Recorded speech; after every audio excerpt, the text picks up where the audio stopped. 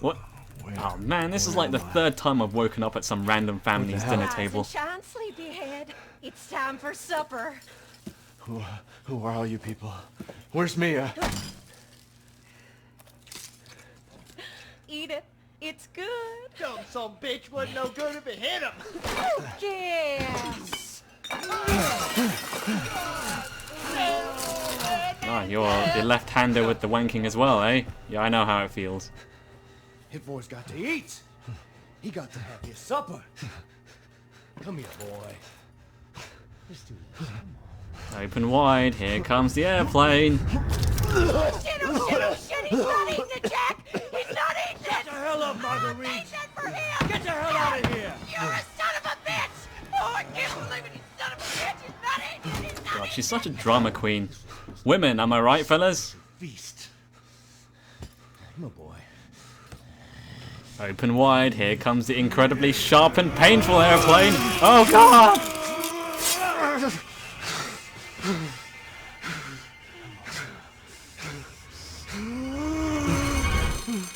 God damn it! I bet it's that cop. Or maybe it's the pizza I ordered that finally arrived. Pigs. I'm coming back for you.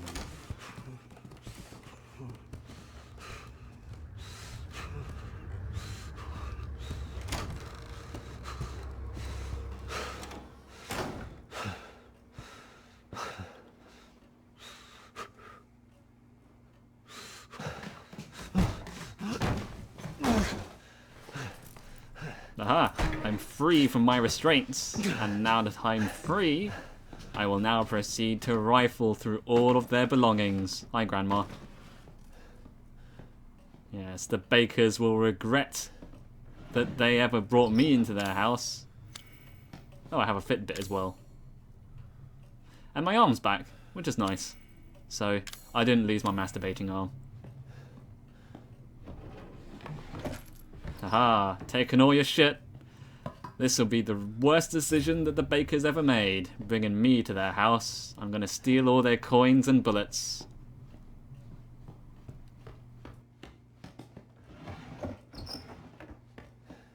So we are now out of the guest house, we're in a different house now.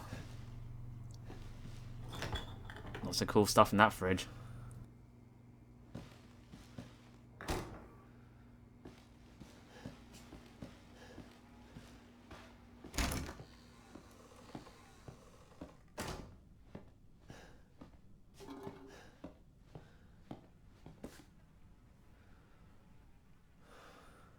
Who writes their name on their shoe? Like on the outside of it? Who does that? Now we want to get into that hatch so we can sort of make our escape. But it's locked, so we're going to need a key.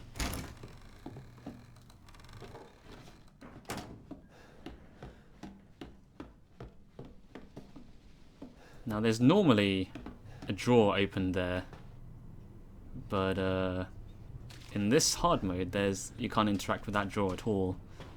So I guess there's a mix-up in item placements and how many items you can find, which is to be expected. You're gonna find less ammo and supplies in this mode. And there's Jack, right on cue. The key we need is where he's standing, so we're gonna have to wait for him to walk past. And then we can sneak past him stealthily and grab the key and then make our way for the hatch. I think this is a decent hiding spot. Just gotta wait for him to pass.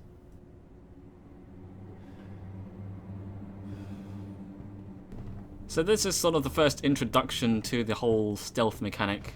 You're going to find enemies that will hunt you down throughout the house and... Oh, hang on, he knew exactly where I was, I guess. Dinner was done. Okay, so much for stealth. We're going to have to make a run for it. So, here's the other thing I noticed about this mode, in hard mode. Jack is considerably faster and does way more damage, which is not surprising in the slightest. He is very fast. Like, you can't actually outrun him. He will run sort of faster than you generally. and yeah, it's not going very well. I don't know, there seems to be some degree of health regeneration here, because like I was limping, or I'm limping now, but then like the flashing redness stops after a while, and now I'm not limping, so I think there's a small degree of health regeneration. Anyway, here's sort of my pro strategy in dealing with anything in this game. Close the doors. Howdy. Doors are great at slowing them down. I have to stop and open them. Did he break the dinner table? Why would he do that? Like, I was nowhere near the dinner table. But yeah, just close the doors on him. And that's usually enough to slow him down a tad.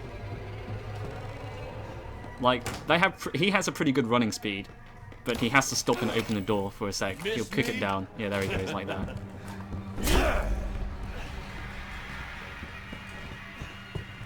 Aha! Let's see you open that door. So I've unlocked the hatch. I just need to sort of get some distance between the hatch and him. Boom!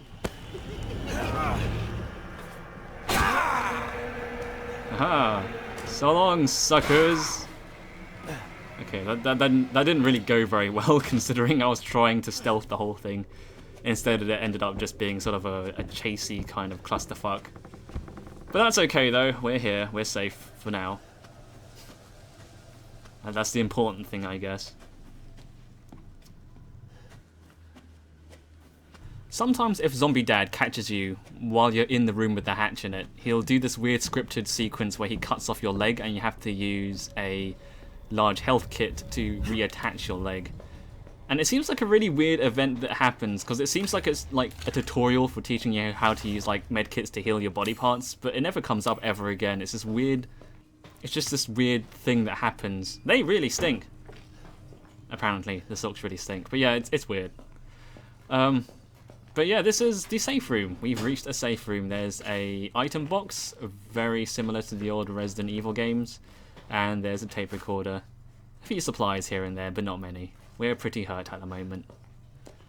So, we're gonna have to make our way out of here. I'm gonna save the game.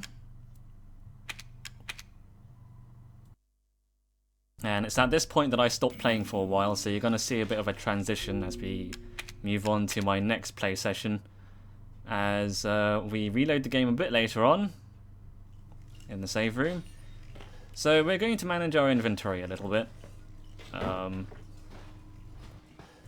Now, Jack kind of messed us up pretty bad, but luckily we have 2 items in our inventory that we get by completing the game once, because this is a second playthrough. We have 2 unlockable things. We have the Albert 01R, which is a super powerful handgun, and a move scroll. It's called the Art of Defense. And here is the Albert 01R. It's super powerful handgun, looks pretty rad, has the STARS logo on it. And here is the Secrets of Defense, sorry. It's the move scroll. Looks like a leg move. Now these 2 items are pretty good, so they'll help us level out the playing field a little bit on this harder difficulty mode. I mean, you can play without those items, but you can only play Madhouse difficulty once you defeat the game once. So you kind of have to have those items available for you. Oh, that's a good sound. You kind of have to have these items in your item box at least as soon as you start playing this mode. I mean, you can just leave them in there, but you know, I kind of want to try them at least. And I'm probably going to need all the help I can get when it comes to dealing with what difficulties this game has.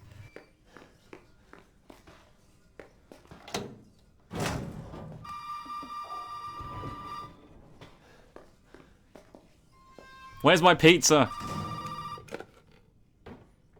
You did good, Ethan. Zoe, right? What the fuck are these? Shut up and listen if you want to stay alive. You gotta get out of that house. There might be a way out through the main hall. All right. Oh, and that thing on your wrist is a codex. Don't lose it. It's important.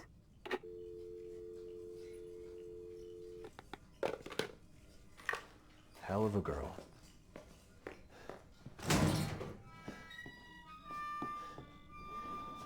Okay, so there's our next objective. We need to get to the main hall. And thankfully, Jack has disappeared. So he's not chasing us around right now at the moment. This must be Zoe.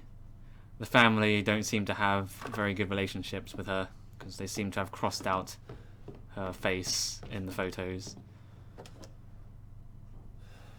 They look okay in this picture. They don't look quite so crazy. Jack and Marguerite. And here's a photo of Lucas, who we saw. He was the one wearing the hoodie. The photo frame is turned around, though. I wonder if that's an interesting little thing to note. I wonder why they did that. So, in order to get to the main hall, we need to open this door, which of course needs some like crazy emblem thing, because there are sort of echoes of Resident Evil 1 in this game, where you have a house with a bunch of really weird mechanisms to lock doors that don't seem to make any sense. Hey, over here! Here's a policeman. Open up! Hey, you gotta help me. Hold on, back up. Now, sir, do you live here? I mean, is this your property? What? Me? No. No. All right. Now, we got several calls about some missing persons lately. You don't understand. I gotta get out of here. Now, calm down. You're not listening to me. There are crazy people in this house trying to fucking kill me. Well, all right. Let me tell you this. You don't exactly seem like you playing with a full deck yourself, all right? Are you kidding me? Look, like I said, we've had several missing persons calls. And I can't rule out that an outsider like yourself may not be involved. All right. I'll tell you whatever you want. All right. Now that's more like it. Now, meet me in the garage. We'll talk there. Hey, wait. You gotta give me your gun. You must have lost your mind. Look, officer. Deputy. Right. Deputy. Now, do you want to see my name in the obituaries? Or do you want to be a hero and save my life? You can just picture the cogwheels turning in his head. A fucking pocket knife? Here. Take it. That's all you're gonna get. Now go. Garage. Now. What am I gonna do with a knife? I know what I can do with a pocket knife. I'm gonna break some stuff. Eat this. Haha. Those bakers will regret ever bringing me into their house. Yeah, again, normally at this point in the game you don't have a gun, but we do have the Albert because this is Madhouse mode. Nico's hardware. There's a few suspect notes here. I can't really make out a lot of them. There is one that says, "Where's my mower?" in big writing, which is kind of weird. So let's have a look at these newspapers. Yeah, this is a fairly recent newspaper talking about the 3 missing people, Peter, Andre, and Clancy, who are the 3 people we saw earlier in the cassette tape, who are making the Sewer Gators TV show. It says in the newspaper they produce videos for the internet, so I'm presuming Sewer Gators is either some kind of Netflix series or it's a YouTube channel. And if it's a YouTube kind of thing, just use your mobile phone, man. Like, there's no need to hire a separate cameraman, like specifically just for the camera. I think kids these days don't really realize that. I can't remember who said this. It's like you have more filming technology in your mobile phone these days than George Lucas had. Where's my mower? Yeah, you have more filming technology in your in your mobile phone than George Lucas had back in 1970, whatever, when he made Star Wars. This is kind of a thing you don't realize.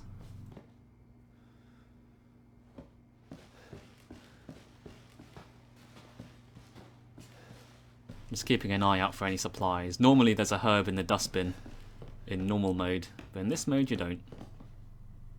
Here's some separating agent. It's a rather weird thing to find. We found a Neuro round in here as well, which is an ammo type for the grenade launcher of all things.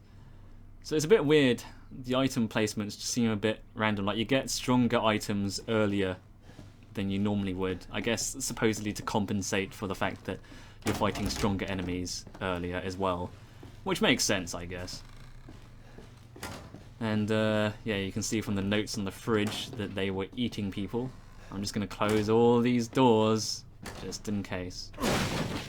Okay, so now we have the knife. We can make our way to the garage because there's a control panel here that's covered up with tape that you can only cut with a knife. So let's make our way out.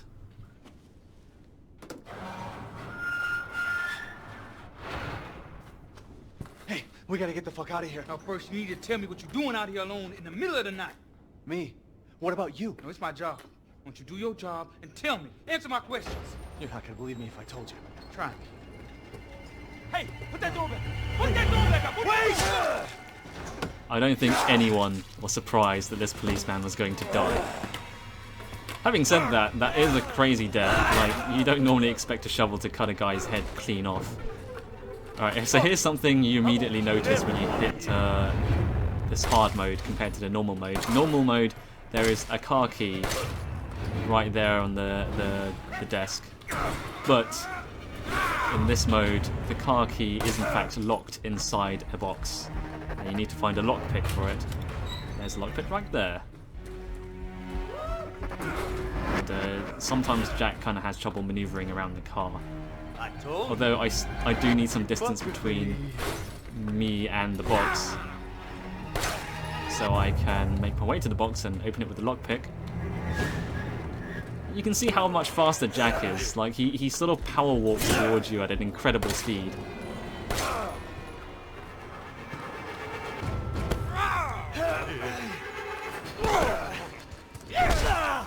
I figured I might as well use the bullets that are inside this gun, because you can't take them out of the gun.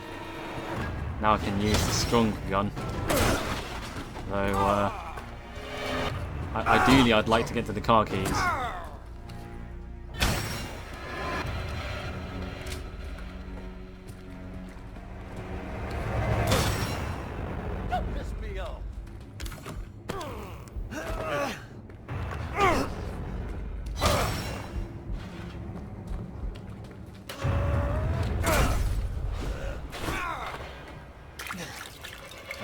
Moisturize my hand again. What are you doing?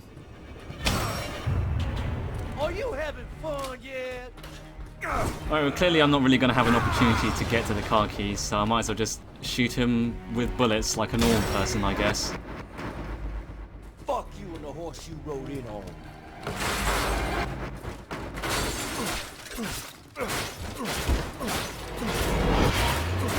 Stop running, boy. I don't know how he manages to turn the car on without the car keys. I'm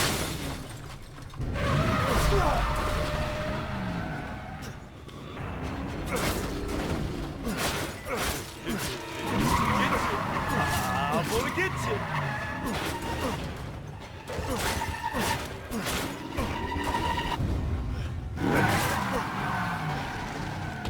Oh no, my knee! My one weakness! Okay, yeah, that boss fight didn't go very well. And of course, because this is the hard mode, there's no checkpoint, so you just go straight back to the last time I saved, which was earlier. So I'm gonna skip ahead to when I try the fight again. He should have seen Jack coming. He turned around to look at the garage door. Jack should have been there. It's weird that he didn't see that when he turned around, although he is a very incompetent police officer. Anyway, this time I know what to do next. So let's get the lockpick straight away. And first, let's find a chance to use the lockpick.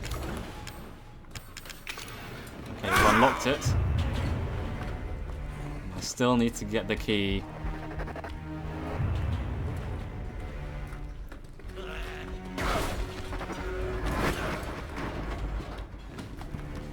And yeah, we got the car keys, and now we're in the car, we're going to turn the car on. And at this point the fight's basically over, because he can't really hurt you while you're driving the car, and you just have to hit him a couple of times and then the fight ends. And once you figure out you can just win the fight instantly by getting the car keys immediately, this fight's kind of trivial, which is probably why they hid the car keys in a box in hard mode, just to add that extra layer of difficulty.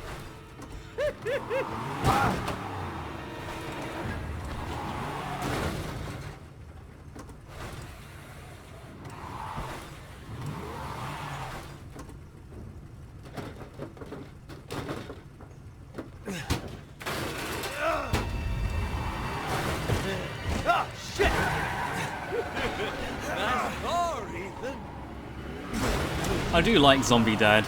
He does seem like the kind of guy who likes to have fun while trying to murder everyone in his house. It is kind of endearing. Those girders weren't there earlier. You and I. Oh yeah, I'm gonna take you for a ride. No, no, no, no, no!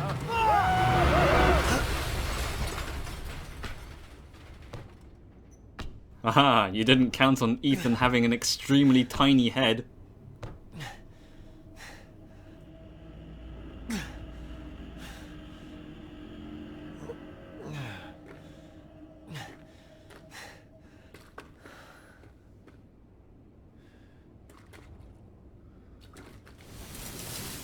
Ah, now we will find out if car fuel can melt steel beams.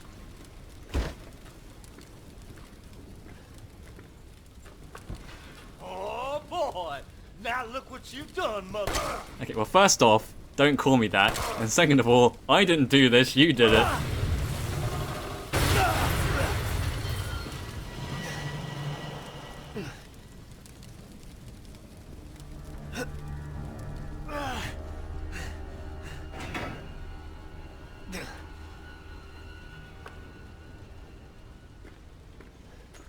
Okay, now he's dead. Let's have a peruse around for any supplies I might have missed.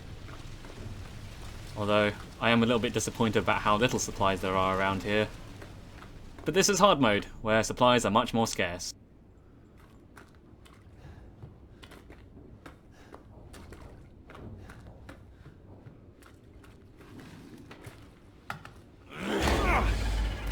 Do I have your attention, boy? You're about to see something wonderful. Oh, fuck!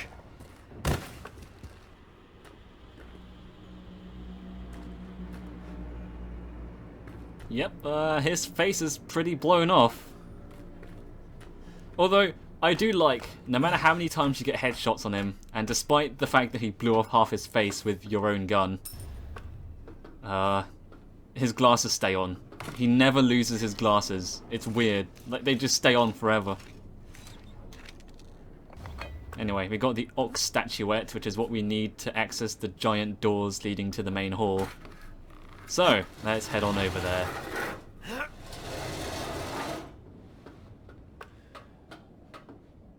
I'm going to stick with the handgun for now because I plan on using the bullets inside it first before switching over to the Albert gun, because I don't really have many bullets outside of the ones that are in this gun.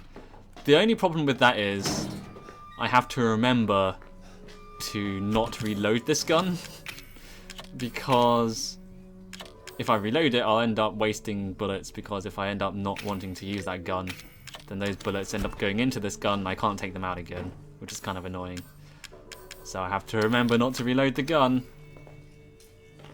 And here's a bobblehead, which is a collectible you can find around the house. I've never gotten all of them, but I still like to hit them whenever I see it. It's another Resident Evil staple, kind of. It's very similar to like the medallions you see in Resident Evil 4, 5, and I think 6. You get these little medallions you have to shoot, and they're often hidden in wacky places, and you have to hit them in order to get unlockables and achievements and whatever. Anyway, let's head on over to the main hallway.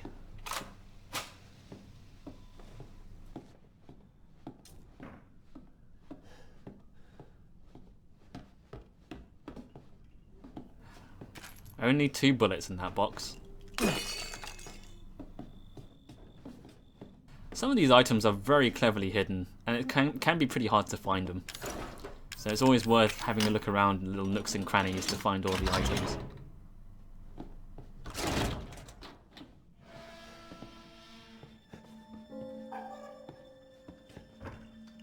Well, look, here's a picture of the Arkley Mountains.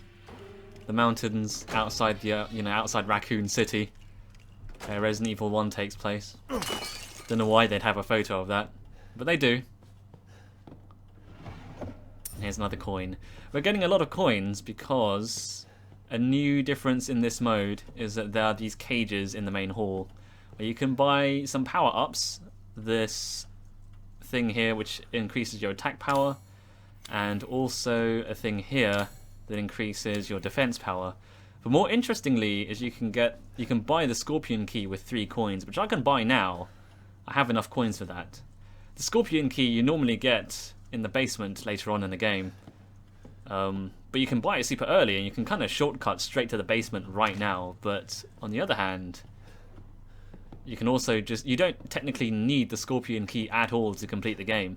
So you can just kind of play, you know, without using that, and you can save yourself 3 coins. So it's an interesting mechanic they've put here. But it doesn't necessarily make the game harder. I mean, this is hard mode, but that's not necessarily a change to make the game harder. It's just to mix things up and, I guess, make the experience more fresh. Did my daddy give you a hard time? That's your father? He used to be. I'm sorry, but he's dead now. You just might be able to pull this off. What? Pull what off? There's something I need you to do, but I can't explain it right now. You may need some sort of keys to do it, but find a way out of the house. Okay. I'll be in touch. And as Zoe says, there are keys I need to get, and it's 3 dog heads in sort of classical Resident Evil style. They decide to bring back the really bizarre key items, which people liked, I guess. I mean, they sort of tried going back to that in other Resident Evil games. They moved away from it in Resident Evil 5 and 6, I guess, to a degree. And people kind of wanted the old puzzle solving back, and you can kind of see them sort of easing back into that mindset with Resident Evil Revelations and some of the other games. And in this one, it seems like they've gone full on Resident Evil 1 style. A lot of this is very reminiscent of Resident Evil 1. Now here I'm thinking, okay, I need to get the Scorpion Key. But then I stop and think, because there's a big period where I pause and think, because I think, hang on a minute, technically I don't need the Scorpion Key to complete the game, so maybe I should save up my coins for the power-ups and whatever, because I might need those. And this is me just sort of thinking things through, so I decided to put away the coins instead. I was thinking of getting the coins out, and I was kind of thinking to myself, with the new changes made. I do like some of the changes they made, because this is hard mode, and you know, they kind of change things up a lot. To an extent, anyway. Just enough to keep me guessing. A lot, you know, sometimes when you have a hard mode in games, they just increase the amount of health enemies do, increase the amount of damage they do, and you know, reduce the amount of damage you do, and stuff like that. Just basic multiplier kind of changes to change the difficulty, and at least in this mode they've kind of changed enemy placements and things like that, which I think is actually pretty cool for a hard mode of a game. I was kind of a bit undecisive about going into this, because I did hear that they increase the amount of health enemies have, and I always feel weird about that. Like, I've played games in hard mode where they increase the amount of health enemy has, or reduce the amount of damage your weapon does, and it always feels kind of shit, because it just makes your weapons feel really weak, I find. Like, I was playing Half-Life 2, I think it was, in hard mode, and it was not a good experience, because all it does is increase the amount of damage the enemies take, and it makes your pistol feel really shit. So here is a shotgun. I'm thinking, okay, I'm going to need the Scorpion Key in order to get that shotgun, because the broken shotgun you need to replace that with is in the Scorpion Key room upstairs. So here I am again, contemplating what to do next. This is kind of where I was thinking, hang on, this is, yeah, a lot more different than I thought it'd be. Which is actually pretty cool. Like, it is nice that the game sort of keeps you on your toes a little bit. And regardless of whether or not we get the Scorpion Key or not, we need to get the item we need here to activate that door. So we need to go upstairs anyway.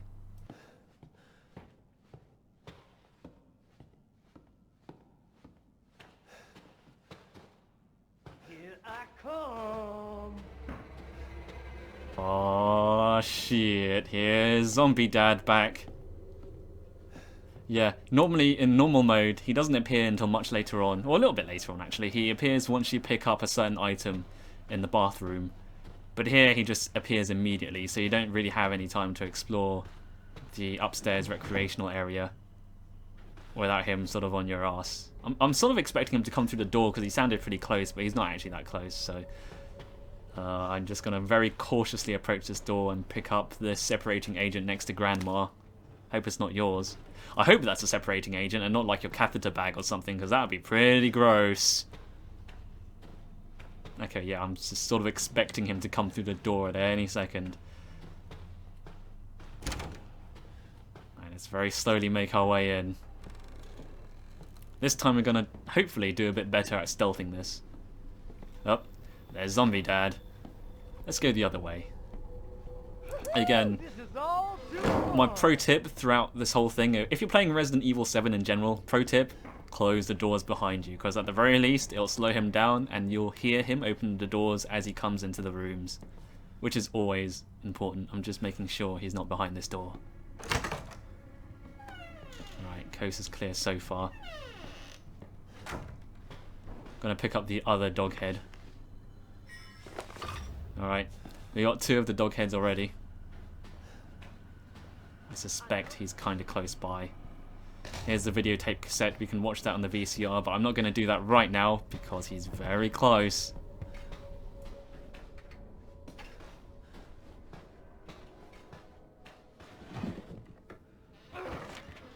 Nope, he's here. Can't read a book while he's here. No way out, you know.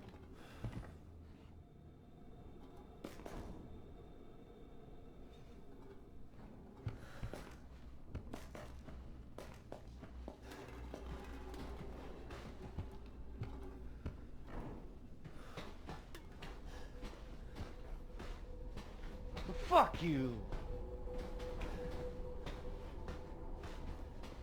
Peekaboo. Nope. Alright, I'm out of here.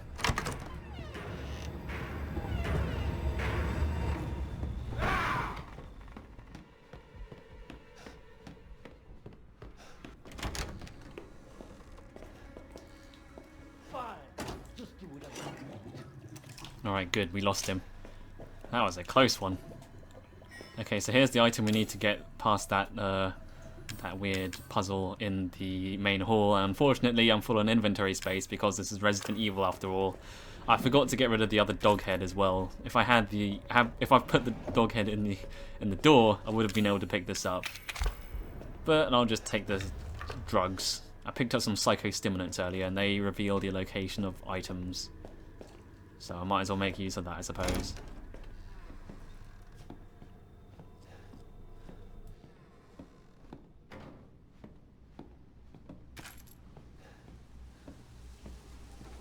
Alright, he doesn't seem to be nearby. Doesn't have another look in here just to see what I missed before he came in and disturbed me. Except there's not really much point in me doing that because my inventory space is full. Right, well, here's the note I was reading earlier before he disturbed me. It was just saying that this is actually the new house and there's an old house that was damaged in the storm.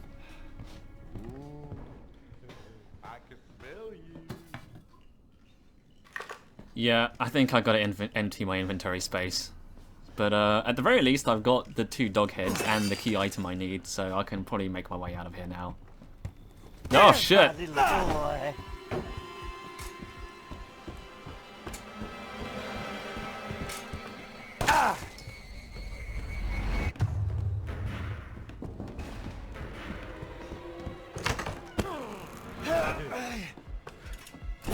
It's a good thing my move scroll is giving me increased defense. Come on, come on. Hi, Grandma.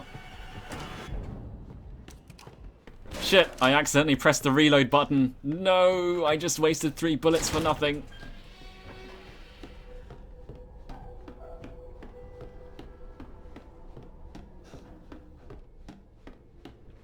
Well, fortunately we lost him, so we can make our way to the save room and save the progress we've made.